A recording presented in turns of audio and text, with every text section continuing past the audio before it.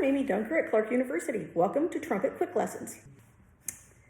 Hello, let's take a look at the selected studies, page 9. It's also the Boehme melodious exercises number 4.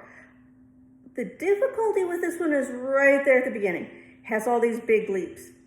How I would approach this first would be to work on slurring them to make sure your airflow is going all the way through.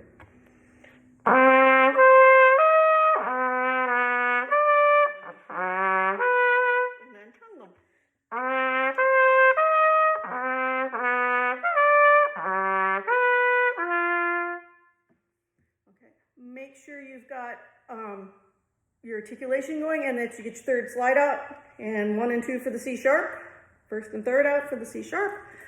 The thing that I like to do that also helps me shape the line, you think, oh man, it's just a bunch of like random quarter notes. But you should still make the music out of it and shape the line, and it makes it easier to play. So for me, I like to give it forward motion by really leaning the notes that are close together towards each other. And you can see how I did this at the end of the video. I have a page where I bracketed those notes together. And it kind of gives it a nice shape. It moves it forward without really changing the intention. So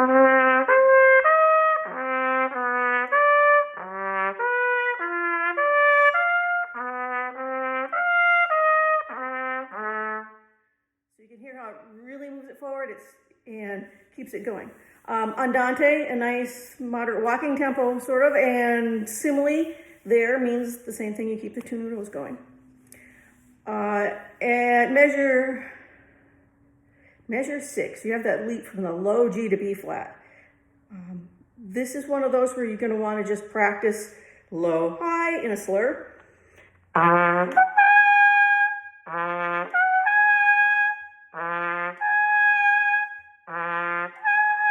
Until you're really accurate and have a good slur, and then add the tongue.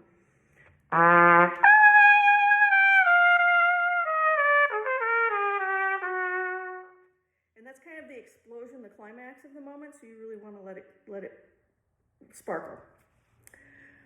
At measure 9, you start these arpeggios. Again, I would work on slurring them and then adding the tongue. And I would work on them as individuals of 2 beats, then I work on them as measures by themselves, and then I would put group measures together.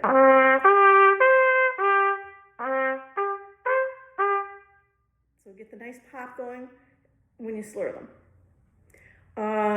Again, going down, you have some large leaps. Work the leaps out with a big slur until you're really confident. Get the air going and the lips adjusted correctly at the time, and you'll be in good stead. Then when you get to measure 17, you get the lyrical part.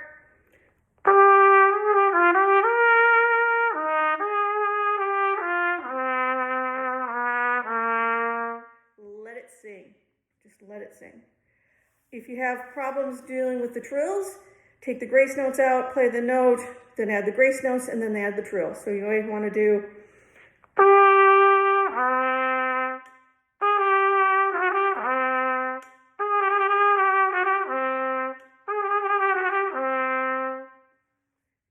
practice that way, just adding all the things you need to do.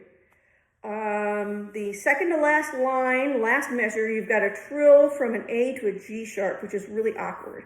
You're going to want to start with the A on the grace note, and then trill up using 3 for the A. And then go back to the 1 and 2 for the A when you hit the quarter note. That'll make the trill easier. The alternate finger makes the trill easier, but you do want to land on the 1 and 2 because it's more in tune.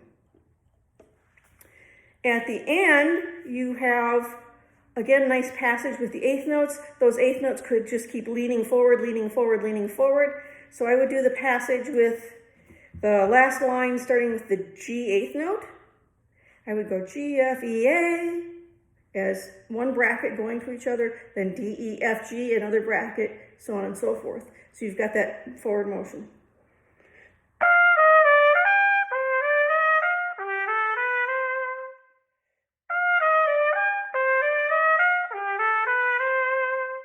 And it keeps the motion going forward. It'll be very musical, and it makes it much easier to play. So I hope these little tips help you out. Good luck on your audition.